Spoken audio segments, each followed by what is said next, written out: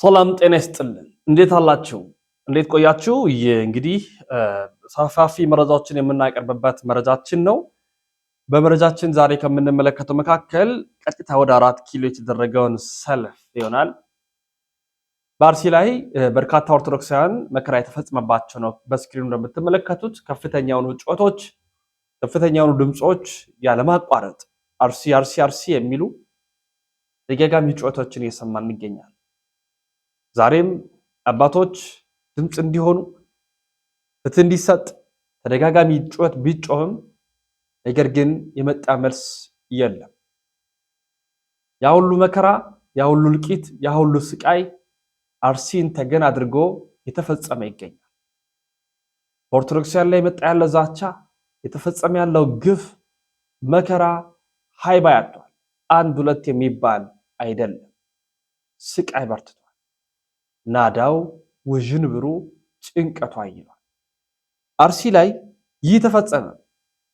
በቅድስት ሥላሴ ዩኒቨርሲቲ የሚማሩ ተማሪዎች ደግሞ ድምጻቸውን ለማሰማት ግር ብለው ወደ ቅድስት ሥላሴ ዩኒቨርሲቲ ፕሬዝዳንት ቢሮ አመሩ። እንደምትመለከቷቸው ከደቀ መዛሙርት መካከል በጣም በብዛት የሚጠጉ ቁጥር ያላቸው በኢትዮጵያ ኦርቶዶክስ ተዋሕዶ ቤተክርስቲያን መንበረ ፓትርያርክ ጠቅላይ ቤተ ክህነት ዋና ስራ አስኪያጅ የምስካየ ኅዙናን መድኃኔዓለም ቤተክርስቲያን የበላይ ጠባቂ የሸገር ሲቲ እና አካባቢው ሀገረ ስብከት ሊቀ ጳጳስ የሆኑት ብፁዕ አቡነ ሳዊሮስንና የደቡብ ኦሞ ዞኖች ሀገረ ስብከት ሊቀ ጳጳስ እንዲሁም የቅድስት ሥላሴ ዩኒቨርሲቲ ፕሬዝዳንት ወደሆኑት ወደ ብፁዕ አቡነ ፊልጶስ በቀጥታ አምርተዋል። ማምራት ብቻ አይደለም፣ በቀጥታ ካመሩም በኋላ የተለያዩ የሚጠበቅባቸው ጥያቄዎችን ለሊቃነ ጳጳሳቱ አቅርበዋል። የፍትህ ጥያቄ፣ የታሪክ እውነትን ያዘለ አሁን በዚህ ሰዓት በእኛ ትውልድ በእኛ ዘመን በእናንተ የጵጵስና ጊዜ ታሪክ እንዲያስታውሳችሁ አላችሁልን ብሎም እንዲጠራችሁ ከእናንተ የሚጠበቀውን ነገር አድርጉ። ያ የማይሆን ከሆነ በትውልድ ቅብብሎች ውስጥ በታሪክ እውነቶች ውስጥ የእናንተ አባትነት ጥያቄ የፈጠረ ሆኖ ይሸጋግራል። ይህንን መከራ ይህን የሚያልፍ ጊዜ የማያልፍ እስኪመስል ድረስ መከራዎች በኦርቶዶክሳውያን ላይ ሲመጣ ዝምታን የምትወዱ ከሆነ ነገ ከነገ ወዲያ ያ አካሄድ ወደ እናንተ ይመጣልና አባቶች እንደ አባትነታችሁ ስሩ፣ የታሪክ ተወቃሾች አትሆኑ ሲሉ ደቀ መዛሙርቱ ለሊቃነ ጳጳሳቱ ጥሪያቸውን አቅርበዋል። የደቀ መዛሙርቱ ጥያቄ ምን ይመስላል? ምን አሉ? በቀጥታ ከራሳቸው አንደበት ጉዞ አድርገው ሄደው የጠየቁትን ጥያቄዎችን አሁን እናቀርብላችሁ ይሆናል። የተወዳችሁ ቤተሰቦች እንዳልናችሁ ላይክ፣ ሼር ያደረጋችሁ ይሄን መረጃ አዳርሱ። በተመለከታችሁት ልክ ሼር አድርጉ። አስተያየት ስጡ። ቢያንስ የእናንተ አንድ አስተያየት የእናንተ አንድ ላይክ በአርሲ ላለው በመከራ ውስጥ ለሚገኘው ኦርቶዶክሳዊ ኃይል ጉልበት ሆኖ ለሚመለከቷቸው አካላት ይደርሳልና አትስነፉ፣ አትቦዝኑ። ባለመሰልቸት ሆናችሁ መረጃውን አዳርሱ። በቀጥታ ደቀ መዛሙርቱ ለብፁዓን ሊቃነ ጳጳሳቱ ያቀረቡትን ጥያቄ እንካተል።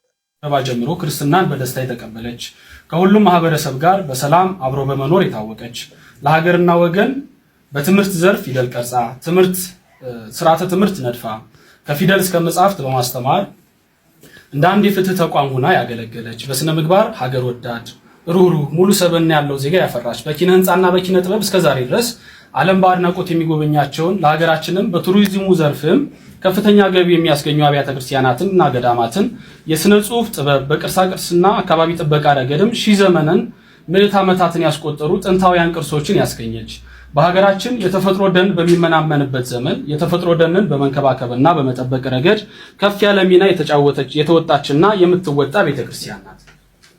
ነገር ግን ባለቤቷ እና ራሷ የሆነው ክርስቶስ እንደተናገረ ነገሮች ሁሉ አልጋ ባልጋ ሳይሆኑ በብዙ መከራ ውስጥ 2000 ዘመናትን አልፋ እዚህ ደርሳለች። በዚህም ዘመን በብዙ መልኩ ከዓለም መከራን የተቀበለች ትገኛለች። ከመከራዎቿ መካከልም ዋናውና አሳሳቢ ሁኔታ ላይ የሚገኘው የምዕመናን በግፍ መገደል፣ መሰደድ፣ ሀብት ንብረታቸው መዘረፍ እና የአብያተ ክርስቲያናትን መውደም ነው። ከአንድ ዓመት በፊትና 2018 ዓመተ ምህረት ብቻ እንኳን በምዕራብ ሐረርጌ ሀገረ ስብከት በአሰቦት ገዳም በአበው መነኮሳት ላይ ግድያ ተፈጽሟል። በምስራቅ ሸዋ ሀገረ ስብከት በዝቋላ ደብረ ከዋክብት አቡነ ገብረ መንፈስ ቅዱስ አንድነት ገዳም መናንያን ከየባታቸው ተወስደው በግፍ ተገድለዋል።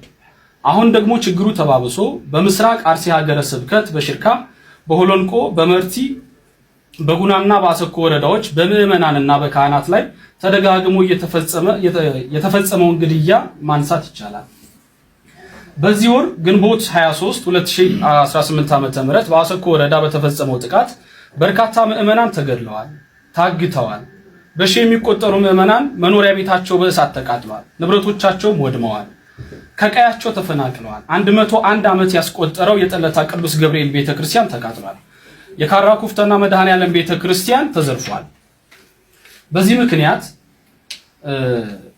ብፁዕ ቅዱስ ፓትርያርኩና የሀገረ ስብከቱ ሊቀ ጳጳስ የሐዘን መግለጫ ሰጥተዋል። እኛም የቅድስት ሥላሴ ዩኒቨርሲቲ ደቀ መዛሙርት የቤተክርስቲያኑ ልጆች እንደመሆናችን ሁላችንም በዚህ እኩይና ጸያፍ ድርጊት የተሰማንን ጥልቅ ሐዘን በብፁዕ አባታችን ፊት እንገልጻለን። በትጋት ልናገለግላት የምንማርላት የቤተክርስቲያናችን ጉዳይ ይመለከተናል በማለት ከዚህ በመቀጠል ለብፁዕ አባታችን ያለንን ጥያቄ እንደሚከተለው እናቀርባለን። ብፁዕ አባታችን ሆይ ይህ በቤተክርስቲያን ላይ ተደጋግሞ የሚፈጸመው ግፍ ምክንያቱ ምንድነው? እስከ መቼስ ይቀጥላል? የሚያስቆመውስ ማን ነው? እኛስ በግፍ እየተገደልን ዝምታችን የሚቀጥለው እስከ መቼ ነው? በቤተክርስቲያን ልጆች ላይ በምዕመናን ላይ በየጊዜው እየተፈጸመ ያለው የስነ ልቦና ጥቃት፣ የአካል ጉዳት፣ ስደትና መከራ፣ ግድያ፣ የሀብት ንብረት መውደም እስካሁን ድረስ ቀጥሏል።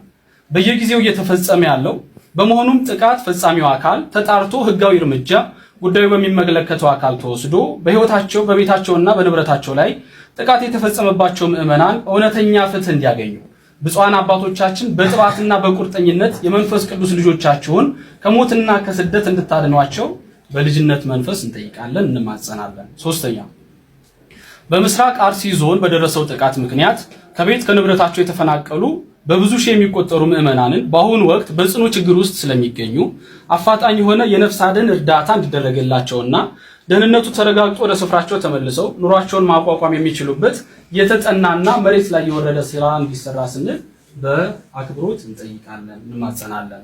እስካሁን በተፈጸሙ ጥቃቶች ቅዱስ ፓትርያርኩ፣ የቅዱስ ሲኖዶስ ጽሕፈት ቤት፣ የጠቅላይ ቤተ ክህነት ጽሕፈት ቤትና የሀገረ ስብከቱ ጽሕፈት ቤት መግለጫ የሰጡና የተደረጉ እንቅስቃሴዎች ያሉ መሆኑን በመገንዘብ ችግሩን ልባት እንዲያገኝና አንደኛ አስቸኳይ የሆነ የቅዱስ ሲኖዶስ መልአተ ጉባኤ ተደርጎ ጉዳዩ በትኩረትና በጥልቀት ተመክሮበት ዘላቂ መፍትሄ ተሰጥተው ተግባራዊ እንዲደረጉ፣ ሁለተኛ በሁሉም አብያተ ክርስቲያናት ዓለም አቀፍ የምህላ የሐዘን ቀን ታውጆ እንዲሰራ ወይም እንዲታወጅ፣ ሶስተኛ ላረፉ ወንድሞቻችንና እህቶቻችን ጸሎተ ፍትሐት እንዲደረግ፣ አራተኛ ጥቃቱ በደረሰበት ስፍራ ብፁዓን አበው ሊቃነ ጳጳሳት መምህራነ ወንጌል የሚገኙበት የማጽናኛና የማጽኛ መርሃ ግብር ወይም ጉባኤ እንዲደረግ፣ ስድስተኛ ምዕመናን ላይ በደረሰው ጥቃት ለማጣራት ወደ ስፍራው የሚሄዱ አካላት የሚያወጡት መረጃና ዘገባ እርስ በርሱ የሚጣረስ በመሆኑ ይህን ድርጊት የሚፈጽመው አካል ከስህተቱ እንዲታረምና ትክክለኛ መረጃ የሚሰጡ አጣሪ አካላት እንዲላኩ፣ የተገኘው እውነተኛ መረጃም ዓለም ሁሉ በሚሰማው መግባቢያ ቋንቋ ለዓለም አብያተ ክርስቲያናትና ለዓለሙ ማህበረሰብ ሰፊ የሆነ የሚዲያ ሽፋን ተሰጥቶበት እንዲዘገብ፣ እስካሁን በብዙ ስፍራ ጥቃቱ መፈጸሙ ስለሚታወቅ ይህ እኩይ ድርጊት ወደፊት በሌሎች ስፍራዎች እንደማይደገም እርግጠኛ መሆን ስለማይቻል ከፍተኛ ስጋት አሳድሮብናል። ይህን መሰል ጥቃት በምዕመናን ወገኖቻችን ላይ እንዳይፈጸም በሰላም መኖር እንዲቻል ቋሚና ንቁ የሆነ የቅበተ እምነትና የህግ ጠለላ የሚሰጥ መደበኛ ተቋም ከጠቅላይ ቤተ ክህነት ጀምሮ እስከ አጥቢያ አብያተ ክርስቲያናት ድረስ ተዘርግቶ ሳይቃጠል በቅጠል እንዲሉ ቀዳሚ ጥንቃቄ እንዲደረግና ወደ ስራ እንዲገባ ስንል በልጅነት መንፈስ ሆነን በታላቅ ትሕትና እንጠይቃለን። የመንበረ ፓትርያርክ ጠቅላይ ቤተ ክህነት ጽሕፈት ቤት ከመንግስት ጋር የጀመረውን ውይይት ከግምት ውስጥ በማስገባት እና አጠናክሮ እንዲቀጥል በማሳሰብ የመንግስት የመጀመሪያ ተግባሩ የዜጎችን ደህንነት መጠበቅ፣ ዜጎች በሃይማኖታቸውና በማንነታቸው ተለይተው እንዳይጠቁ አስተማማኝ ዋስትና መስጠት፣ የህግ የበላይነትን በተግባር ማረጋገጥ ስለሆነ ካሁን ቀደምም ሆነ በዚህ ሳምንት በተለያዩ ጊዜያት ሰብአዊ ጉዳትና ግድያ የደረሰባቸው ንጹሃን ኦርቶዶክሳውያን የአደባባይ ፍትህ እንዲያገኙ እንዲደረግልን እንጠይቃለን። በሀገራችን በርካታ የእምነት ተቋማት እንዳሉ ይታወቃል። ከሃይማኖት ተቋማት ተግባር አንዱ ደግሞ ግፍና በደል በሰው ልጆች ላይ እንዳይፈጸም ማስተማር፣ መጸለይ፣ መምከር ነው። ይሁን እንጂ እንዲህ አይነት ጥቃት በማንኛውም